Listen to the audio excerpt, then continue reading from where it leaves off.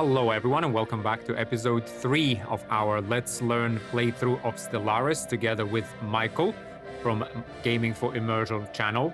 His link down to his channel in the description, and he'll be posting these videos on his channel as well. But this is a slow play of a full playthrough of a Stellaris game where I am, I guess I don't know, moderately familiar with the game, pretty good, and Michael is brand new to the game. And we're playing this through as a co-op empire, learning the game kind of through taking it step by step, talking through every mechanic and generally how Stellaris works and what to do, what's a good thing to do, what's not a good thing to do. I guess I don't know, give opportunity for Michael to say hello. Hey guys, hope everybody's doing well today. Yeah. And we are so far, well, where are we? We're just about a year into the game. Right, we are playing as the Civantian Order, an empire Michael has created. So we went over that in episode 1, I believe, in detail. But we are effectively a theocratic dictatorship. We're Xenophobe and Fanatic Spiritualist. Our origin is teachers of the Shroud. So we have been guided by these, what are they called? Sort of some Shroud walkers, I think they're called. To ascend and we've been guided by them throughout our civilization's existence. For our civics, we picked heroic past and the Crusader spirit, because we do want to tell others how great things can be, potentially. Before we kill them. Before, before we're gonna give them that as a choice, So that's where we are. Or enslave them, I suppose. Yeah, or enslave them. Yeah. So that's kind of our galaxy. Let's go ahead and jump back into it. What we did in the first episode is mostly go over the Empire and the galaxy setup. In episode 2, we kind of took our first steps, doing our first tradition. I think selecting some techs and sending out our science vessel here to the Altair system and letting it explore. We've also got a first contact here with a He Menace, Menace, that we are actively pursuing, right? One of our envoys is working on decoding their language so we can, open up communications with them. And that's where we are, right? Yeah, that's right. I'm going to go with Hey Menace, but it just sounds better to my ear. Okay, but... yeah, I think He Menace is a bit weird. Fine, yeah. But I guess what happened at the tail end of the previous episode is that you saw the science ship while surveying all of these planets in Altair. You saw on one of the planets, if you zoom into that system, in fact, it's on an asteroid, you can see it found like a little microscope thing with a 6 next to it. Oh, ancient signals. Let me read this out. Yeah, so you can... We've picked up a series of strange electronic signals inside the system. Preliminary data shows these transmissions might be thousands of years old. Our crew is keen to find their origin. Yeah, actually, you know what? You're better off clicking. You see at the very top of the screen, there is this little hourglass with like a little pattern thing. If you click on that, you're gonna get a bit more options about the anomaly. Hourglass with an... Oh, sorry, an hourglass, magnifying glass. Okay. It's like a notification, sorry, like right across like the center of your screen. At the very top.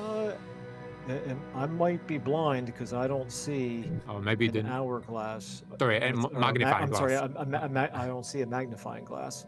Are you talking about across the top panel where all of our different resources are listed? Yeah, to the right where that panel ends, there's like an exclamation mark now saying Council Agenda available. And then there is also an anomaly. I don't see that. Okay, well, that's a shame, but okay, you'll see it later, but it doesn't really matter for this one. I guess I'm trying to think. Yeah, wonder why. Well, yeah, I mean, the important thing is that if you click on that anomaly on that microscope in the system, you'll pretty much get the same screen. It's for me. It's all the way. It's underneath that bar. Sorry, maybe because you have it's all the way in the top left. Yeah. Sorry. Underneath energy credits and consumer goods. Yeah, there's a flashing exclamation point that says Council Agenda available, and then next to that is anomaly. Aquarius has found an anomaly. Yeah, so those are all notifications. Like the agenda thing doesn't matter right at this second, so you can right-click it and dismiss it. Yeah, okay. And then if you click on that anomaly left-click, you'll see this ancient signal, so you'll see the same text, and you can jump to where that anomaly is exactly, right?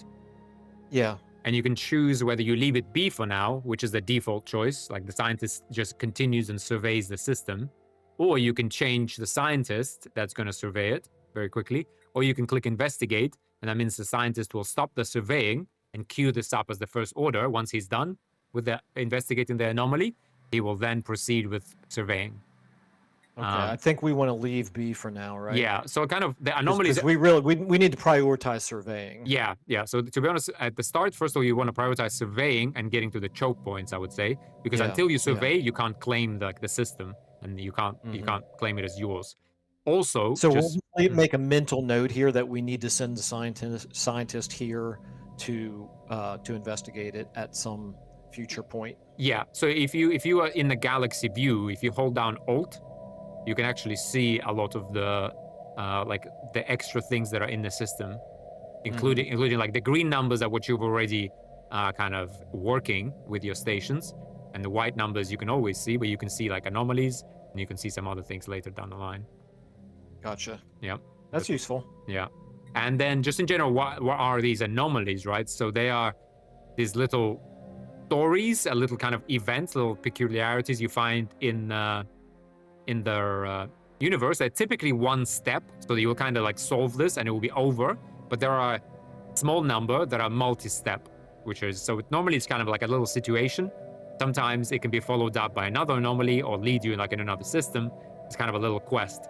They range from difficulty 1 to difficulty 10, right? Each difficulty obviously taking more and more days. So you can see this one is hard. So it's level 6. And you can see kind of anomaly level 6, scientist level is 1, so research time. So it would take us 1,080 days. You know, why is that? Because the base level is 120 and difficulty is 5. So that adds, I guess double the days, 960. And you can, if you see that if you hover over hard, it kind of tells you all that. Yeah. I'm digesting all those numbers right now. Yeah. The research progress, you'll basically get 1.2 progress per day. Discovery traditions is what we adopted in the previous episode, remember, with that Unity resource. One of the things it gave us, aside from a few others, is plus 20% to anomaly research speed. So the best thing to hear with a level 6 like this, I guess at the end, once you do analyze the anomaly, it will give you a range of benefits, and it's quite a wide range. It can give you some research, it can even give you some ships sometimes, it can add something to that asteroid, where it's like maybe it's like a super rich in minerals, and instead of giving it, I guess right now it's not giving any minerals, it will give it like plus 10. There's lots of things you can do. It's not like really urgent to do them. But you'll see, like we'll kind of talk about when is a good time to come back and do these anomalies. Okay. Now, do we have other scientists available while she continues to survey? Could we go ahead and start investigating if we wanted to with somebody else? Yes, we can. So let's click like leave it B for now. So we'll leave this one B, and that means the scientist we have ordered, she will just keep surveying, kind of ignoring this anomaly, right? Okay. Now, going from Altair, you see, like we can also go down south, right? So like you said, it might be a good idea, especially given we've gone with the discovery tradition and kind of got some buffs through our survey speed. It wouldn't be a bad idea to get another science ship and to get another scientist to man it and then go survey systems to the south, right? Yep. So to do that, what we need is go to this Imaka station. Do you see like on our kind of, the only system we have settled, there is this circle with 2 circles around it. That circle with 2 circles around like it. To the right of the name of our system, Imaka. On the galaxy map. Oh, on the galaxy map, no wonder. Yeah. Oh, there we go. Okay, yeah, Imaka Station. Gotcha. Yeah. I was on the system map. Yeah, so you see system screen. Yeah, so this station, you'll see when we claim a system, you get this like little station that doesn't do anything. But whenever you claim a system, you can start upgrading that little. Which I think it's called like a starport or whatever. I think this is a starport, but I can't remember what the first building is called, but it's like a little thing that signifies that this is our system, a little beacon. And you update it into a starport, then you update it into a starhold, and then to like Citadel and onwards. And what does that do? Okay. You can see it has some modules in it, right? And ours has a shipyard and a solar panel network, right? The shipyard is what allows us to build ships in space. So one shipyard can build one ship at a time. You can have, you can fill up a whole station and multiple stations with shipyards. and they will all build one ship at a time, regardless of its size. It's just that, they will be finished with a smaller ship faster, obviously, than a big one. Okay. And then you have solar panel network is another type of module, which this one, for example, you see produces 6 credits. Yep. Which is, quite nice, given that it has no upkeep and it doesn't require any pops, right? So it just produces 6 credits for us, which is very nice. Yep. But it does take up a module. And these kind of stations, they can be things like shipyards. They can build ships. They can be part of your economy, so you can kind of buff them up with buildings that produce resources. You can make them like a defense type station. There's quite a lot of things you can do. And they're quite I'm reading important. through the options here. We've got anchorage, gun battery, solar panel network, and trade hub. Yeah. So anchorage would be to, like, if you want to increase the size of our fleet, you could build like a station in like a little tuckaway system that will have a lot of anchorages, and they will just increase, our fleet size. But if an enemy comes and kills that station or takes over that system, we'll suddenly have our naval capacity drop, and we'll have to pay like very much increased upkeep for anything over the cap. But there's all sorts of buildings. I will talk about those, I guess, when we get there. You can also see there's defenses in the tab down at the bottom. So these are like defense platforms you can build on top, like of the modules to help defend this system with this starport. You also then have the army hub. These are just, I believe, these are just armies. The armies are actually built on the planet. And they can be landed on a planet and just kind of chill there, or they can kind of stay on the station. I'd say generally armies aren't like super developed part of the game. It's a pretty simple system, so not really much interesting here. And then you have the shipyard, right? Obviously, because we have at least one shipyard, we actually get the menu for this here. And you can see... So this is where we would build the science ship if we wanted to. Yeah, exactly. So here you see on the right, we have civilian ships, and then we have corvettes, i.e. military ships. You can go ahead and click on a science ship, and you can see it will cost 100 alloys, right? Remember we mentioned like the alloys are made from minerals, and they're used basically for ships, star bases, and a few other things, I guess, but mostly it's ships and star bases. And that's pretty much all that's important. It will take 57 days to build it. And when that does come online, then it automatically has a scientist in it? No. So we can go ahead and unpause just to let time kind of pass a little bit. And we can talk about where you get the scientists once it spawns. But for now, I guess, what we have is we're observing our... Actually, hang on. Let me just pause for a second and see if there's... there's something we can do with our planet just so we don't waste time. So first of all, if we go back to our empire capital, which you can kind of do by clicking it in the top right. You see where it says overview. You can just click on Civasia and it will open up the planet screen again. Gotcha. Okay. In there. Yeah. So kind of a lot going on there. We could right now build a building, certainly. In fact, you know what? Let's actually. Let's do that. We should have acted a bit sooner. So we don't have 400 minerals for a building. I guess what we 15 is that 15 per month or 15 per year? Per month. Monthly gain. 15. Yeah, monthly. Okay. So it'll take slightly more than 1 month before we'll have the 400 that we need. Yeah. So I guess what we could do in the meantime, though, so apart from, let's say we have the surface tab, right, where you have these districts and buildings, which is really like the main screen, right? You also then you see there's a tab called management. Okay. Right. And in it, you should see planetary features, right? Yep.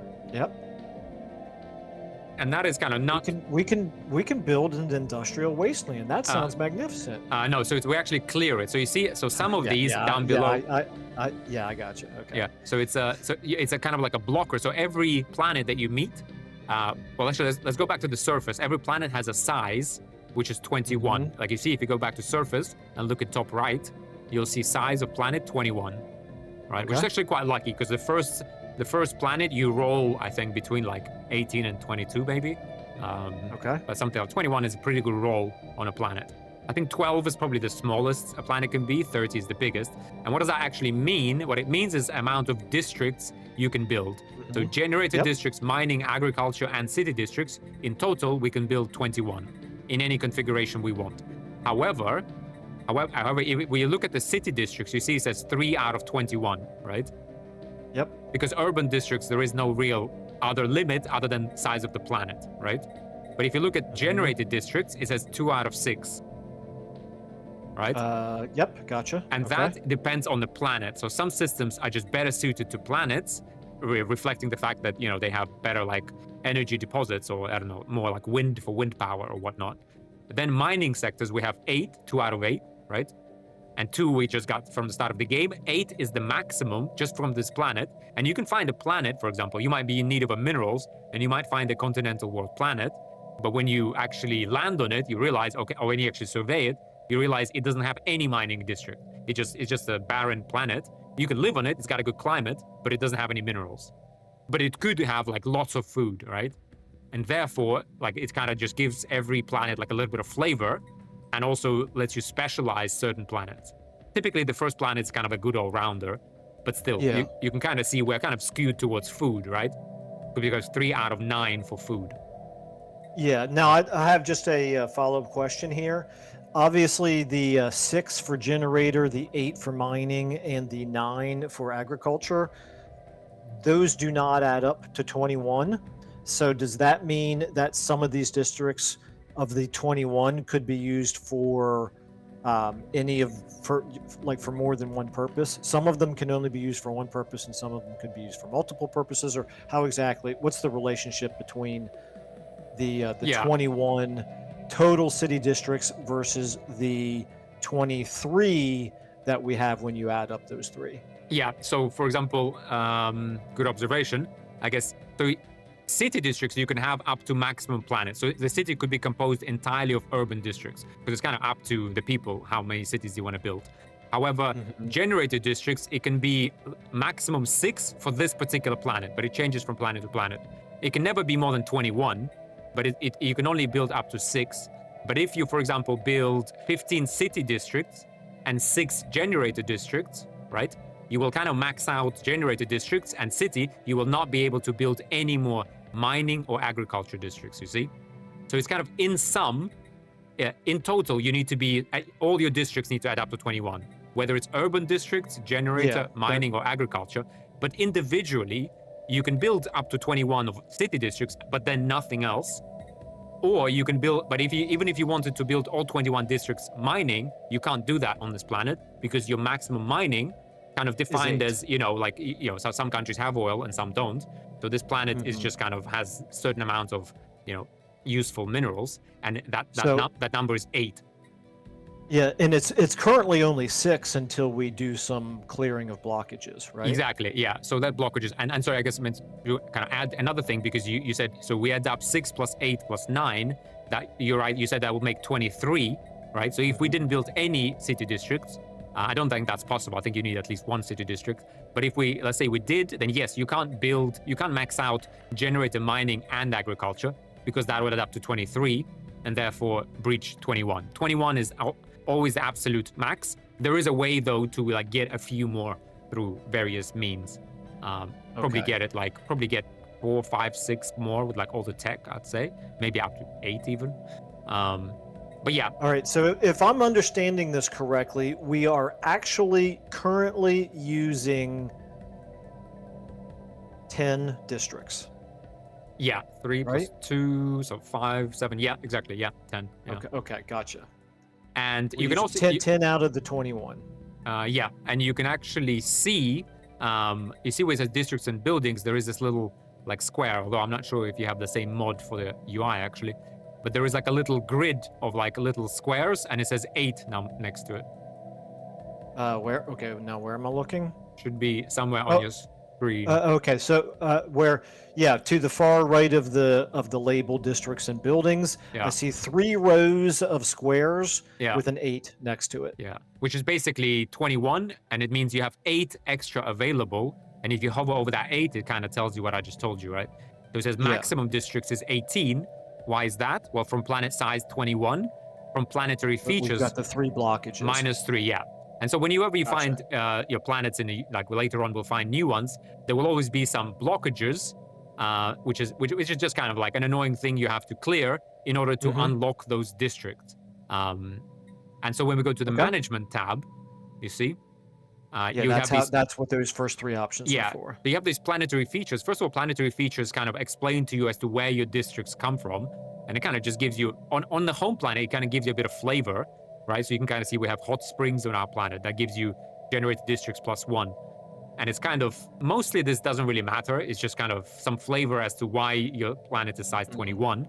On planets, see. on new planets we find later, you might have these planetary features that give you special resources. You might have features that give you special buildings or even debuffs. And also you will have blockers, not such as we have sprawling slums and industrial wasteland from like past industrial districts on our planet, perhaps. They will have like wildlife or like some toxic kelp or like some dense jungle, and you're gonna have to clear it. So for now, kind of to keep things going, and you always have these on your starting planet. This is kind of standard. If you look at sprawling slums, that's kind of unique to the starting planet. We can actually go ahead and clear that, and it will take 120 days and 300 credits, which we have. You might want to click on that clear blocker, and you see on clearing, it will say 100 pops are created, which is pretty nice. Okay. It will take. See. So that's the reason why you went with clearing the sprawling slums over clearing the industrial wasteland, is because we got the benefit when it's done. Yeah, we don't really need those other 2 districts. So the other industrial wasteland, if we clear those, they will give us max agriculture districts +2 and max mining districts +2. But we're nowhere near the cap, so it doesn't matter. So there's no rush. Too much. Yeah. Yeah, gotcha. So now we kind of have 120 days. By that time, we'll actually save enough for a building. So we can probably just kind of leave that here for now, just so we can unpause and let the game kind of like run a little bit. So right now we're waiting for our science ship to be built. You can see that in top right, again, next to Sivasia, you can see... it's almost done.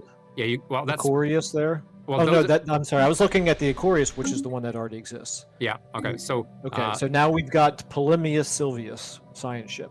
Yeah, so that Polemius Silvius is a science ship. So if you click on the science ship, you can click on empty leader slot.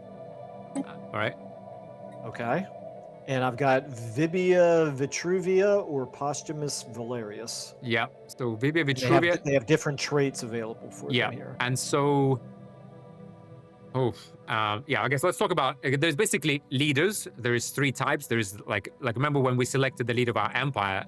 We talked a little bit about it. But there's basically officials who are kind of like a master administrators. There are commanders who can command fleets and armies, and then there are scientists, which mostly look after our they can be like a head of research, or they can command a science ship. Those are really 2 things they can do. They can also be a planetary governor as well. But let's see right now. So Publia Sulpicia, she's our head of research, so she's on the council, but she's already leading a ship. She's already on Aquarius. Yeah, so we need to do recruitable leaders. We have 2 left. Normally you have 3, but I believe because we are what was it? Heroic, no, modifiers, capacity, teachers of the Shroud. Why? There was a reason. There was a reason for why we're basically having less choice. Normally you have choice of 3, I believe, but here we have 2, so that's fine. So only one of the 2 can we even afford. Yeah, that's kind of interesting. Why is that one 350 unity though, to be honest? Oh, because that one's level 3. Higher upkeep as well. Yeah, so you see... because he's the 3rd level. He's level 3. Yeah, so you basically have choice. We need to recruit one of these to man our ship. The first one is level 1 scientist, as you can see, right? And if you hover over that one, you can see that per this level of scientist, they get 10% survey speed, archaeology skill +1, and astral rift skill +1. These are both a little bit similar to anomalies. We'll kind of deal with them when we meet them, but they're a bit like things you can find in space, and then you need to kind of research before you kind of understand what they are exactly, right? You can see if they're a sector governor or planetary governor, they will increase the amount of research generated, which makes sense, and they will also decrease empire size from pops. Again, we'll talk about that a bit later. And planetary cosmic storm devastation reduction will also be reduced. Are you getting all this from hovering over scientist per level? Yeah, level 1. Yeah. Okay. Yeah, gotcha. Okay. So it's kind of like a bunch of buffs. Basically, as they level up, they become better. Also, you can see their name, their class. Obviously, you can see their scientists, because only a scientist can lead a science ship. And then you have these 2 round icons, which is their like traits. which is what for this woman, Vibia, one of them is psychic, right? And that gives you science ship effect, survey speed plus 10%, anomaly discovery chance plus 5%. So every time she surveys like an asteroid or planet, there's a chance she will find an anomaly. So it's not that they are necessarily like pre-scripted in the game. I believe like it's actually there is a role I see. for them, and it's generally so good. So if she doesn't discover one, it's not that there is one there and she just didn't discover it, but rather it just doesn't exist. Yeah, probably. Yeah, exactly. Okay. Yeah. So no one, I believe, once a system is surveyed, like no one else can survey it and find something you didn't find, if you know what I mean. Yeah, Like, gotcha. That's kind Okay. of like that. You get one shot to survey something to discover Yeah. an anomaly. Yeah, exactly. Or anything on that planet. Yeah. So again, planetary governor. If she was a planetary governor, she would get unity from plus 10%, and so on. Sector governor effects basically are the same effects as planetary governor, except they're halved, right? Again, we'll talk about those kind of in a bit. Then she has adaptable leader trait, right? So leader experience gain plus 20%. So she will just generally kind of level up faster, which is also very nice. Like leaders are important, and they can provide a lot of buffs, and you can almost like play around leaders. What's the maximum level? 10. 10, okay. 10, yeah. And she'll get more of these traits as she levels up. So then as we go to the right, you can see her ethic, right? It's spiritualist, right? So if she was on the council, then generally our pops would be more likely to become spiritualist, right? If she's a planetary governor, then 50% spiritualist ethics attraction. It doesn't mean everyone will become spiritualist. Generally, our population will be kind of roughly split among our government like ethics. But if we did hire everyone who is spiritualist in our government, then slowly we will gravitate more and more towards spiritualist. And you'll see how that has an effect later on as well. But I wouldn't say that's like the primary consideration. I'd say the traits is the primary consideration. Their age is important. So right now, this woman is 39 years old. And if you hover over their age, it says age under 80, so chance of death is 0. The kind of life expectancy right now is about 80, but that will change. And there's many things you can do with life and death and whatnot later on. So she costs 100 unity to recruit, and we have 187, and we're generating 37 per turn, right in top left. She will also cost 2. This is a good use for our unity at this point? Yeah, I think like at the start you do want to kind of explore, especially since we picked the discovery tradition. It kind of makes sense to explore and find those choke points and whatnot. Start like finding out who's what, who's friendly, who's not. So 2 science ships. I would even say maybe 3 is a good investment. So yeah. Well, we can't afford a 3rd scientist yet. Yeah, we can't afford that one, so we'll kind of save up that unity. So I guess the alternative was also to get this posthumous Valerius guy, which would be more unity, but on the other hand, he's only 4 years older.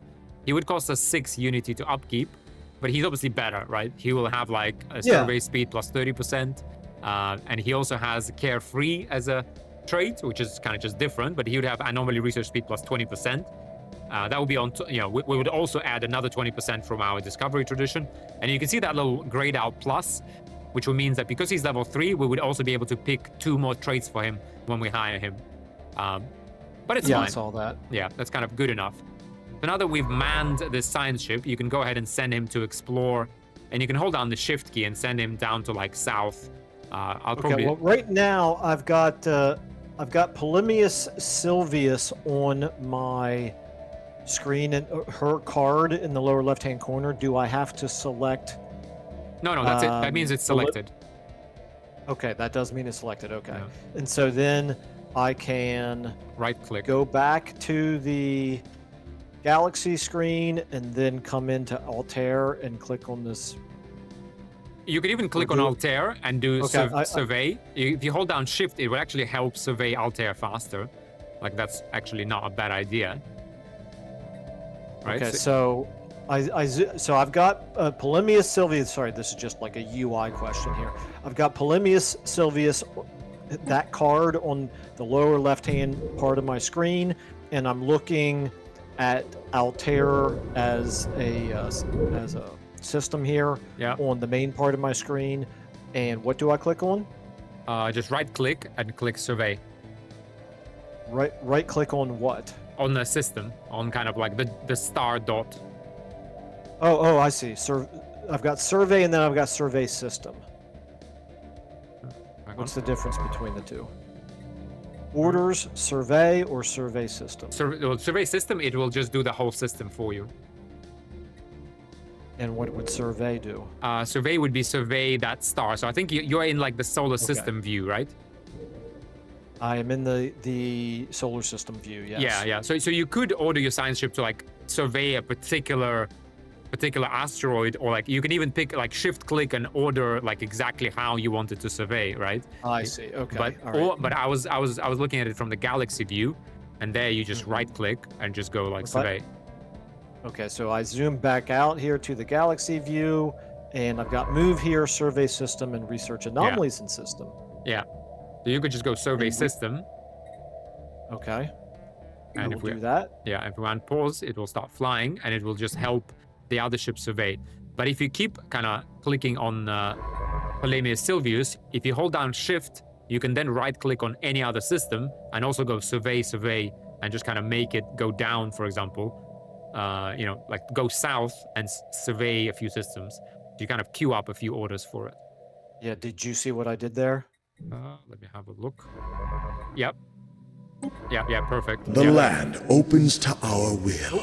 I just heard Something disturbs the anomaly pattern. sound. Okay. Yeah, so you can click on that anomaly and kind of just read that little flavor text, and you can see this one is routine, for example, right? Yeah, okay, so this is ship sensors are picking. Oh, just that doesn't say much at all. Yeah, and explain pattern interference. Yeah.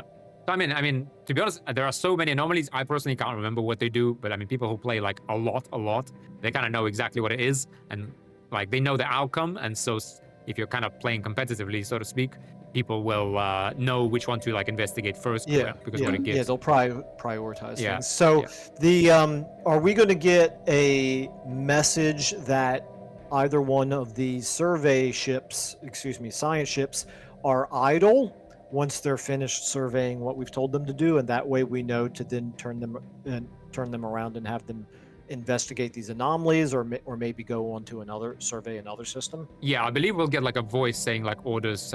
We'll definitely get like a voice saying system surveyed. I'm not sure if it will actually tell us like that it's idle. But... Yeah, I'm just wondering if there's a quick and easy way to know that something's idle. I think maybe in top right, if you click on the ships, you see, because there's like a little, I don't know, Pantheon sort of icon, which is an overview.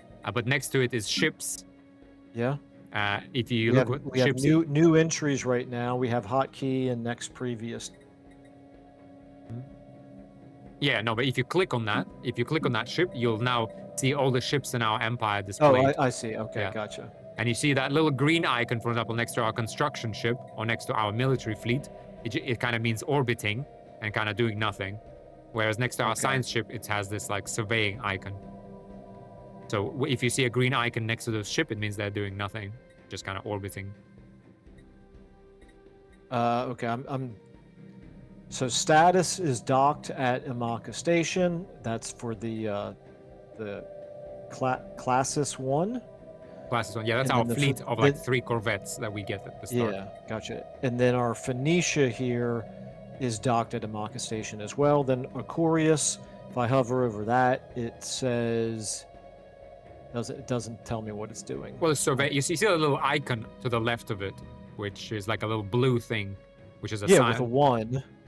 Yeah. But if I hovered over it, I thought maybe it would tell me, would explain to me what that icon meant, and I don't actually. So I'm going to have to learn the icons as well. Yeah, I guess, it doesn't actually tell you. But you see that progress bar is kind of doing something, which is surveying. Actually, no, I take it back. If I hover over the progress. 1, that is what I was looking at first. But if I actually hover over a little bit to the right of that, on that progress bar. Yeah, to the blue part of the icon. Now I can see that it is surveying a whole bunch, like a bunch of systems are queued up, I guess. Yeah. Okay. Yeah. I'm with you now. Yes. So with that said, we kind of leave them to survey. We now have 400 minerals, and I believe we also cleared our blocker. So we can click on our world, click on our planet again, just so we unpause and things are happening. Yeah. And we kind of see, like, again, like coming back to these districts and buildings, right? I mean, I kind of don't want to go over it like too much as to what the thinking process is, but I will just say, you know, we can either build space stations, but they don't give us a lot, right? Because in a galaxy view, you can see we don't have a lot of options for, like, we can either get that station for 2 minerals, 2 energy, or 2 engineering, right? So that would be like one use of our minerals. Another use is to build a building on our planet, or a district. A district would give us resources, like just raw energy or minerals or food. If we look in top left, we don't really need energy right now. We get plus 50. That's a very good income.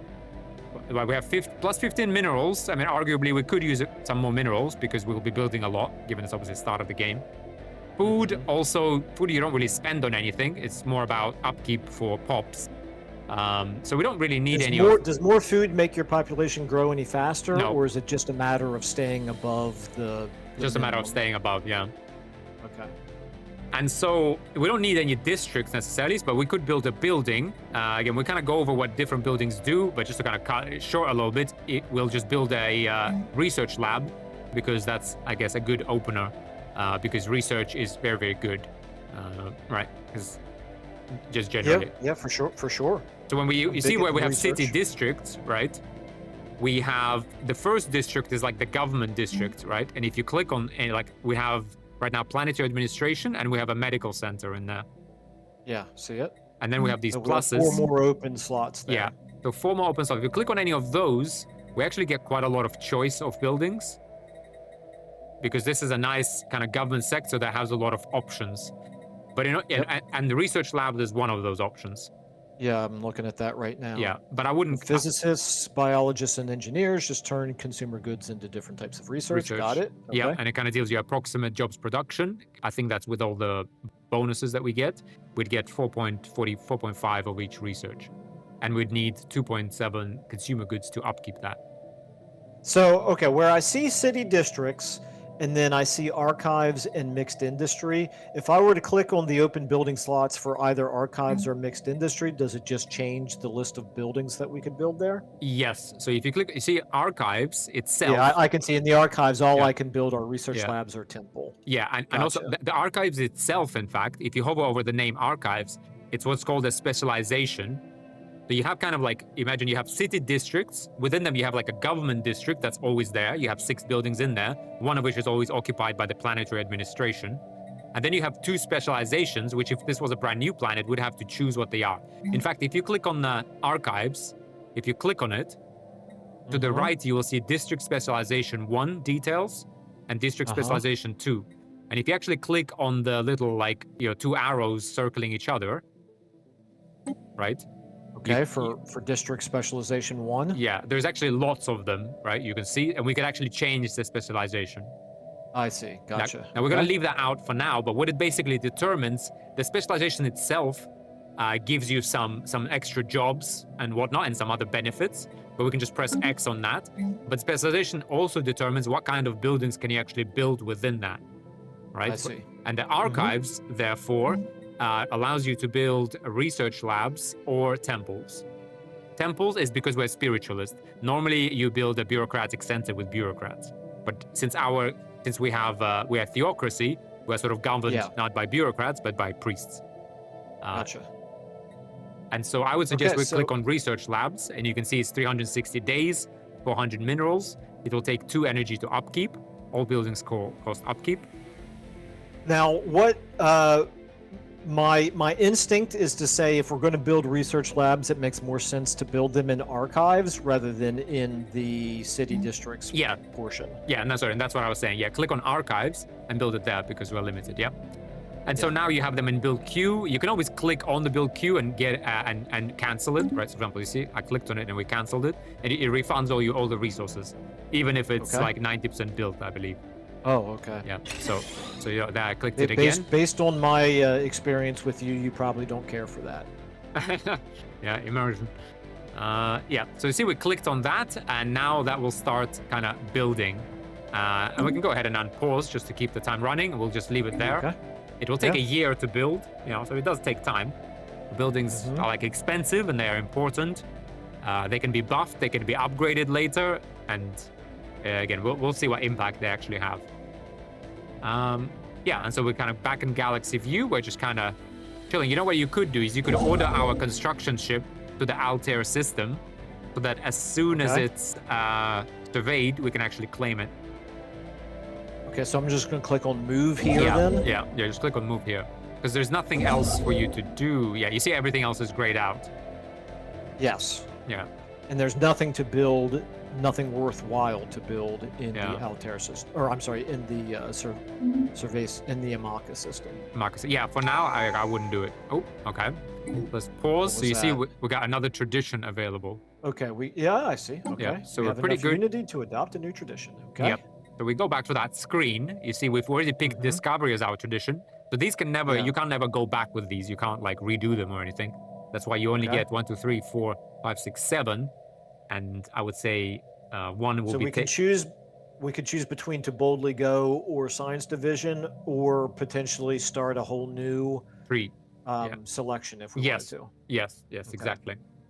So with this one, you can kind of survey speed plus 35%. That seems pretty useful right now. Yeah, exactly. Yeah, I'd say that's a good, decent opener. So we can go with that one. Yeah.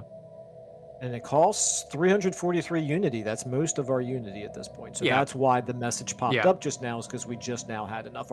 Now I'm going to click no just for a second to see, do they all cost the same amount? Yes, it looks like those two options cost the same amount. With every so you see now at the top of the screen, it now says 448. And it says it will take us 12 months. Yes. Yeah. If you hover over the 448, you can see base cost is 300, and because we have 2 traditions, we get 148 extra. Okay, so they become increasingly expensive. Indeed. As you go up. And this is just one reason. Just the more of them you have, the more expensive they will get. We'll talk about another thing where the larger your empire, and larger in many ways, i.e. you have more systems, more planets, more pops, more of everything, things will also get more expensive. So you can kind of play tall, keep yourself focused, or you can play wide, but then you're not as techy, you're kind of more outdated. Yeah, that's good. I like that. Yeah, so there we go. So from that, we got survey speed plus 35, pretty big boost. Science ship disengage chance is, you'll see what that means, but effectively, if we run into any hostiles, the science ship will be able to jump out. Okay. As like an emergency. Okay, so let's... What's the default chance? Because this is a plus 50%, so what's the default? Good question. If we click on the science ship, do we even know that? The Conclave is ready to act. I actually don't know. Okay. Yeah. So let's pause. So I don't know what the default chance is. That's okay. It's not that big of a deal, but they're presumably it's non-zero. Yeah, it's non-zero. Yes, I think it's probably made 30%. Like it's a good boost as far as I remember. Right, but we got a message. We got a message that council agenda is ready. Right. Now. Okay. You see it? Yes, I see it. Yeah. All right. So if you click on that, that gives you our government, i.e., our council. So those leaders, like the scientists that we had, plus our leader that we chose at the start when we created our empire. Remember, the Patriarch Marcus Menenius, right? So all leaders, they have like kind of a job, like admirals. They can command like a fleet. They can command a science ship, maybe, if they're the right class, if they're scientists. If they're a commander, they can command an admiral. An official can be governing a planet, or actually any of them can be governing a planet. But in addition to those jobs, what they can be is they can be on the council. And there are 5 seats on the council.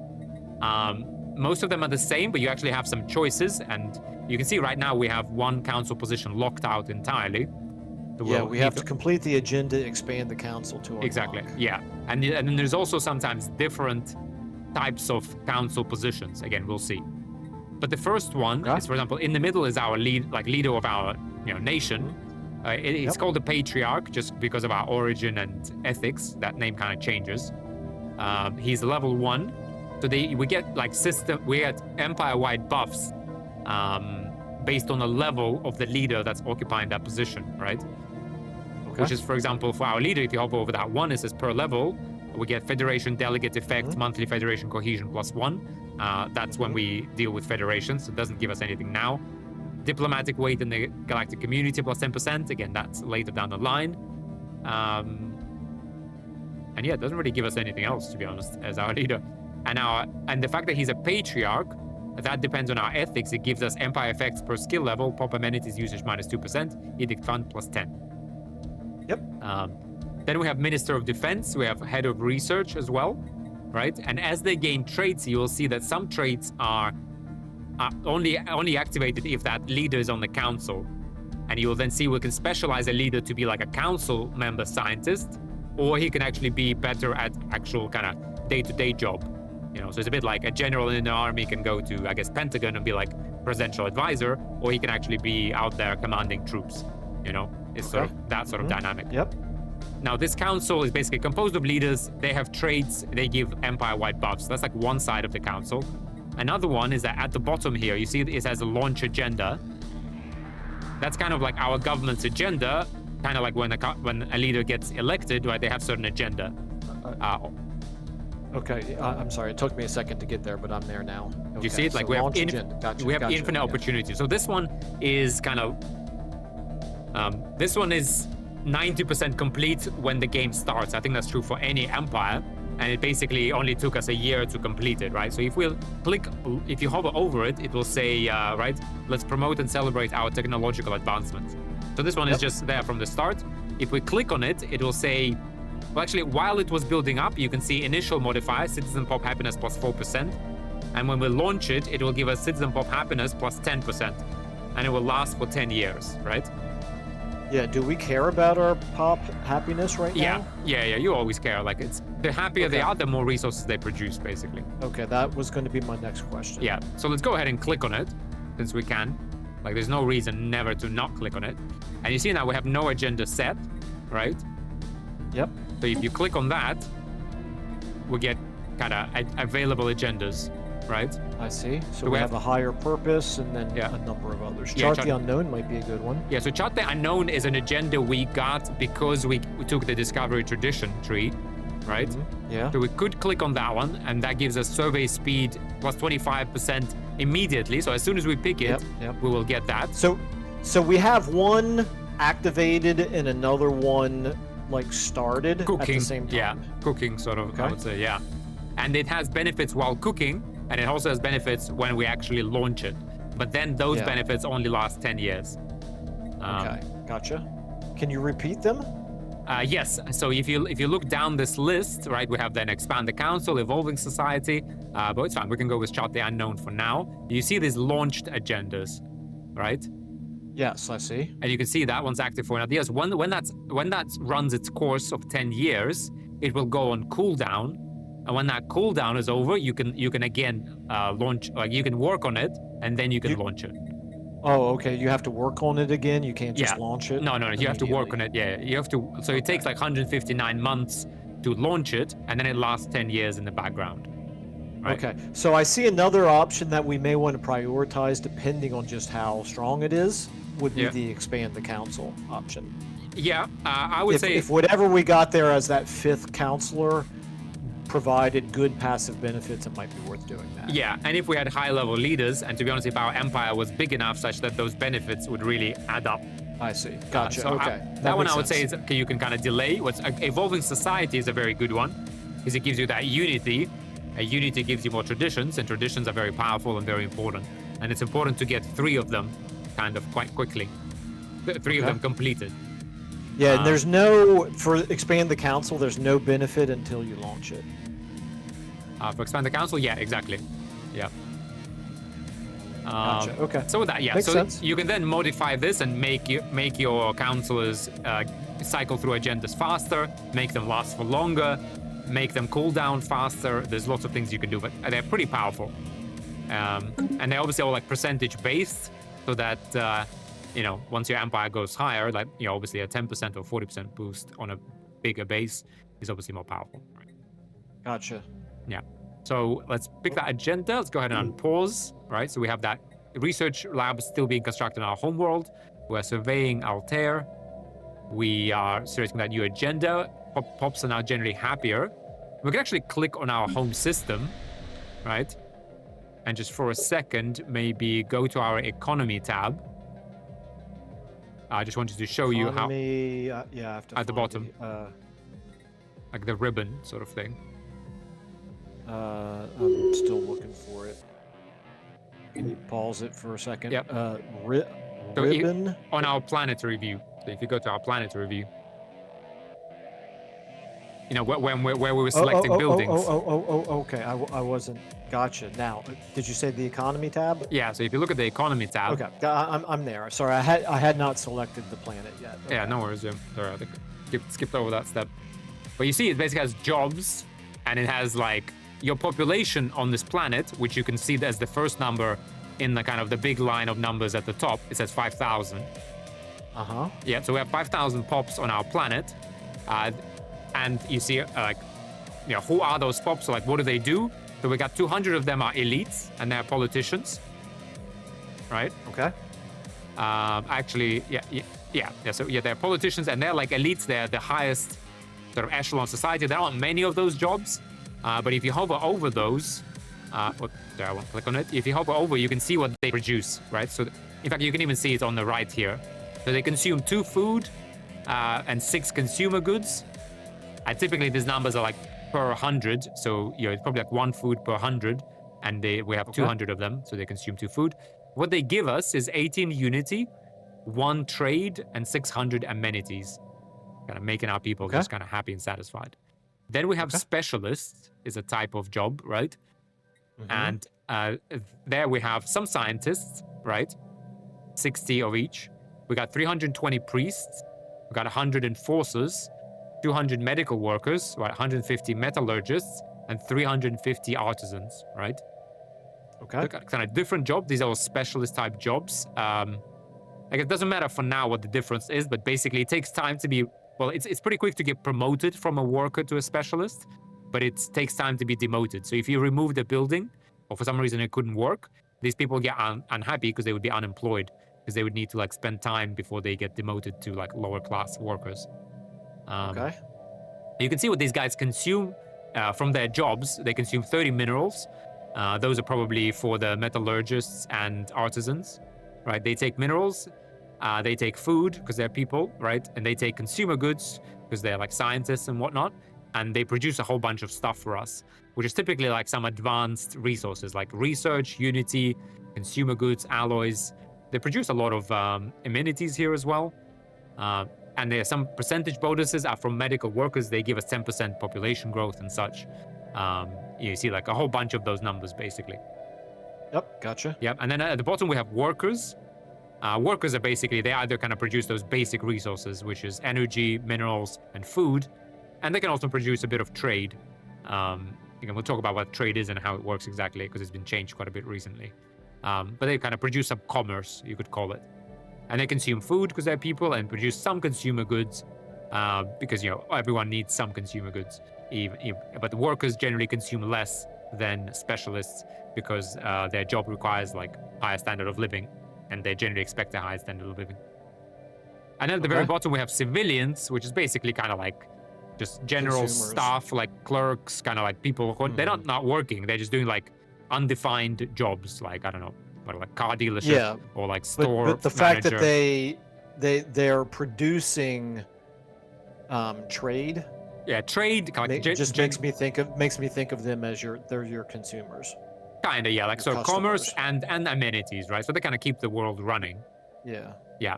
So they will quickly move up. Like you'll see what happens when we build the research lab. We can kind of actually go ahead and, well, in fact, no, we can't unpause because we got another thing going. But basically, this is your population. When we build that research lab, we'll create more jobs. Civilians, 2.1 thousand, will go into those jobs, and then we'll start producing more research. Gotcha. Okay. So let's go ahead and close this planetary view. And we quickly go to the top, and it says leader level up. That was the message we got sent. Do you see that as that thing? Yep, I do. Yeah, so if you click on that, so this is kind of the leaders, right? So Publia Sulpicia, our head of research, she's got to level up because she's been doing stuff. And I believe all leaders get like, actually, no, I mean, I think scientists don't get any experience if they're just sitting in a ship. But if they're surveying or researching anomalies, they get XP.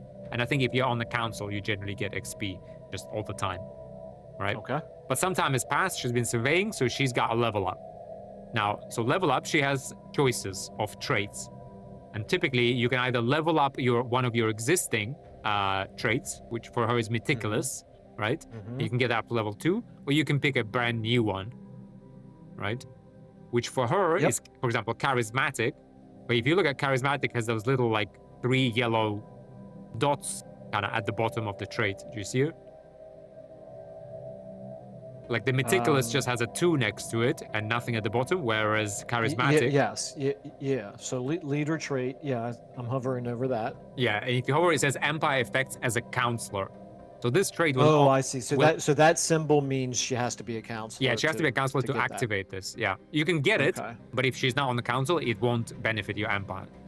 Okay, but she is on the council, so it is an option for us. Yeah, so it's a good option. I mean, yeah, ideally there would have been like Spark of Genius, which would increase our research speed and would kind of be more thematic with her being head of research. But actually, they can get any types of traits. So you can see she can be charismatic, which will give us Edict Upkeep -7.5% and Edict Funds +15. We don't have a lot of edicts to issue, so that one's not like maybe priority. She can also give us logistic understanding, right? So docked ship upkeep -5% and army upkeep -10%, but we don't have large armies. No. So it's kind of like a choice. Charismatic is not a bad one for the long term. Meticulous would probably be more of like if she's a scientist, just an actual execution on the ground, and that would actually help her. And she would give us. So Meticulous 2 is the only one. I shouldn't say the only one, but there is an obvious immediate benefit to that. However, it's an additional 5% anomaly discovery chance. Yeah. So it's marginal whether or not it's worth it.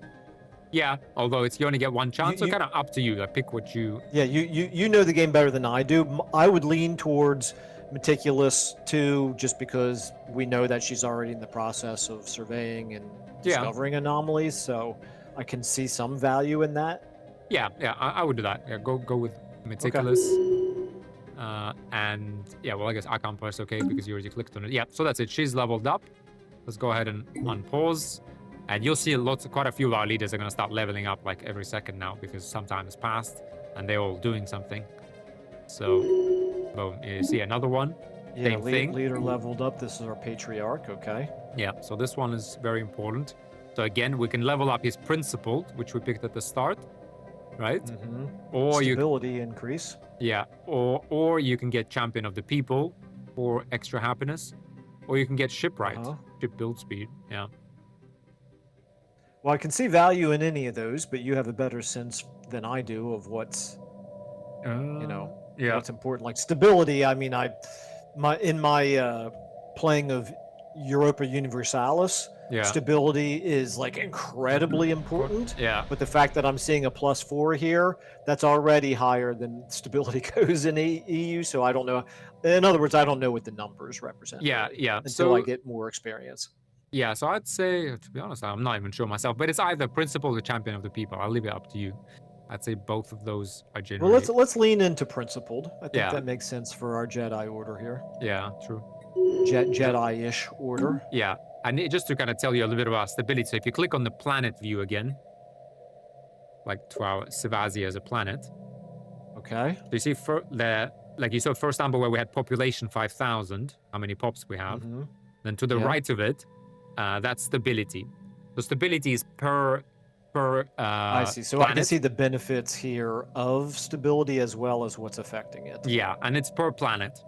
If generally speaking, you want to keep it above 50. Above 50, you get benefits. Below 50, you get penalties. Below, I think 30, you can get a rebellion and they can secede from you as well. Or just generally give you a lot of like riots and things that will just debuff you. It will kind of go into a spiral. There's things you can do to kind of counter that. But generally speaking, 50 is like kind of the minimum you should aim for. But you see right now we get some buffs. And what do we get from it? We have resources from jobs +17.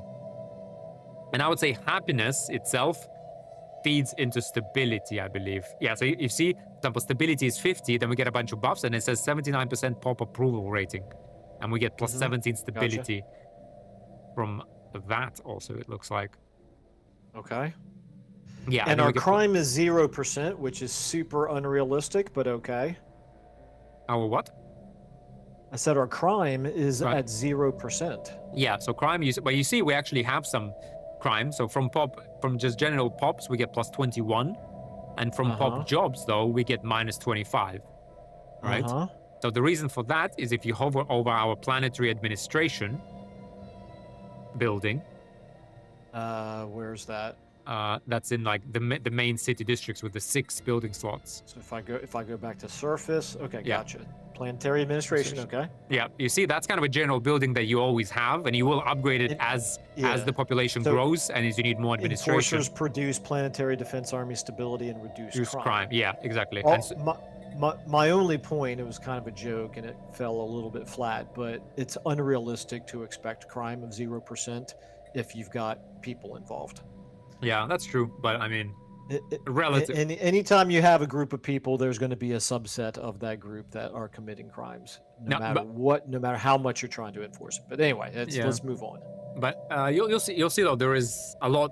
Well, not a lot. I say crime. It's been like reworked. It probably could use like an expansion, but there is things will happen with crime.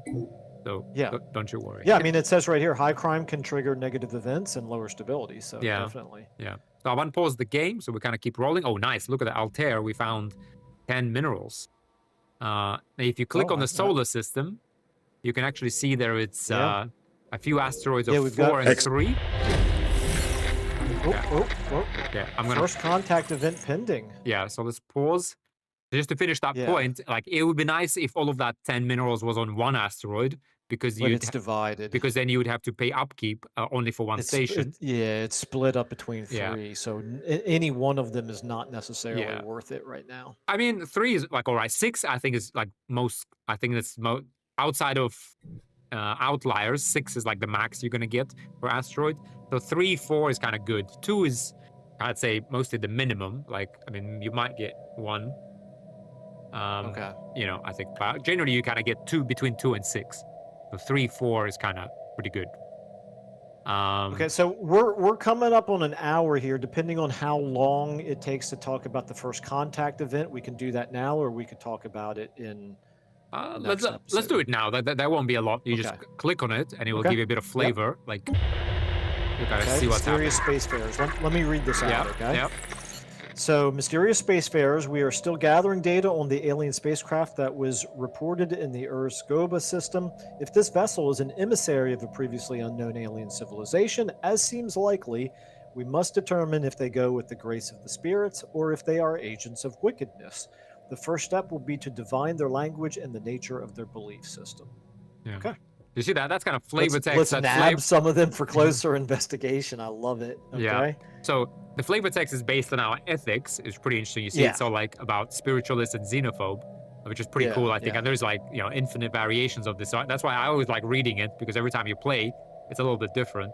And it kind of, to me, it gives you some extra immersion. I like that a lot, actually. Now, so you can see, first of all, let's nab some of them for closer investigation. Now, the reason we can't do it, you can see we will attempt to disable it requires a non-military Menace vessel within sensor range. Yeah. So first of all, if they did kind of send a ship to our space, we would be able to do that.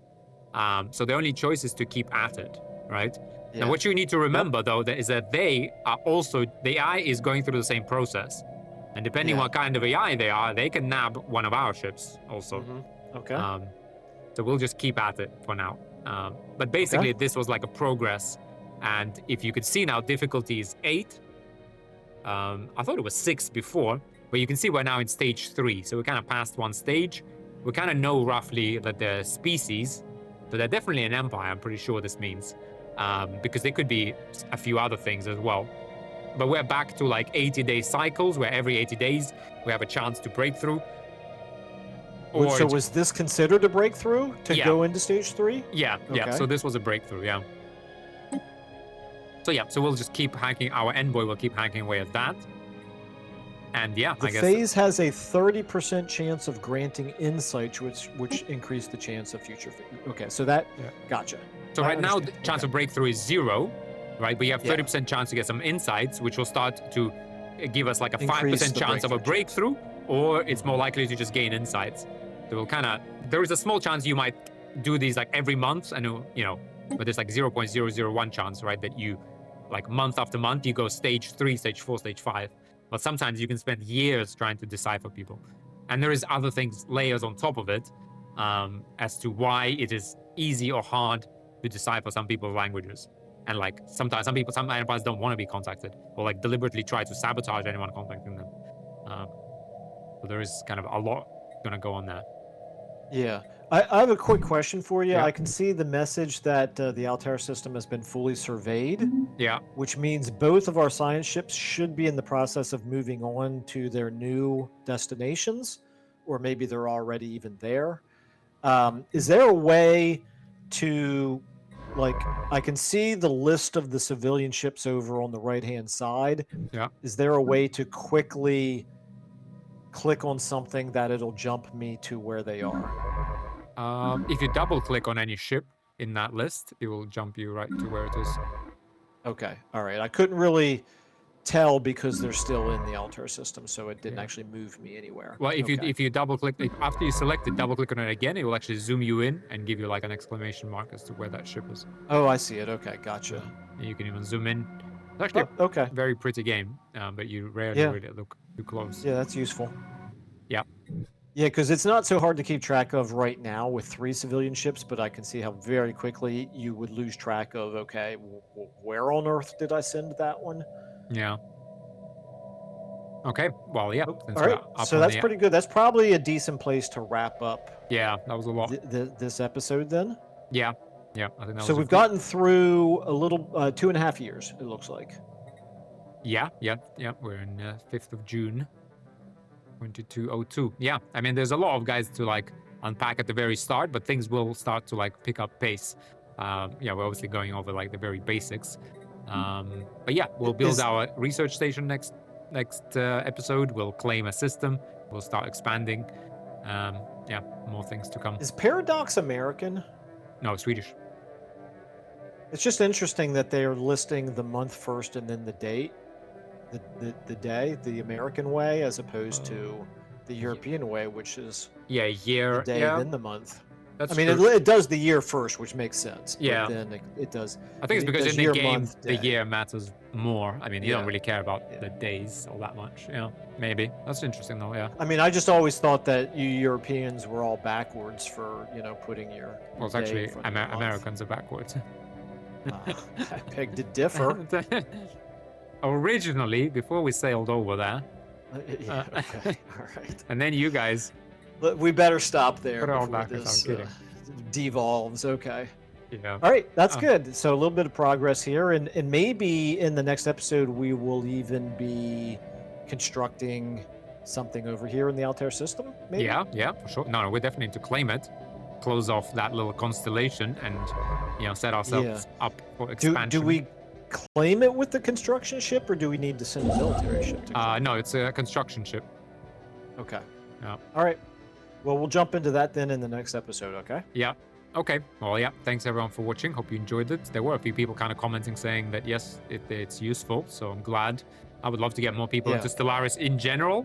And I don't know. Yeah. You'll see, guys. Also, the way I guess both me and Michael plays in a sort of slow and immersive style without a lot of min-maxing. You obviously have to, play smart. But yeah, if we can get more people out there who play the same way, then feel free to reach out to me on my About Me. To be honest, that's how I found Michael, right? A long time ago. What? I have no idea. Oh, I messaged about you- me in YouTube. Yeah, on YouTube, yeah. Yeah, gotcha. And you can just Yeah, email makes me, sense. and if we can get more people to play together, that's always great. Yeah, so that sounds like a disaster waiting to happen, but yes. Yeah. All right. Well, thanks everyone for It's watching. already hard enough for you and I to get our schedules lined Yeah, up that's to be true. able to do anything. So more people makes it harder, but Yeah. We'll get but better. it would be fun to get it like a great big multiplayer game going. Yeah. All right. Well, thanks everyone. All right. We'll see you in the Yeah, next thanks one. everybody. Yep. Bye for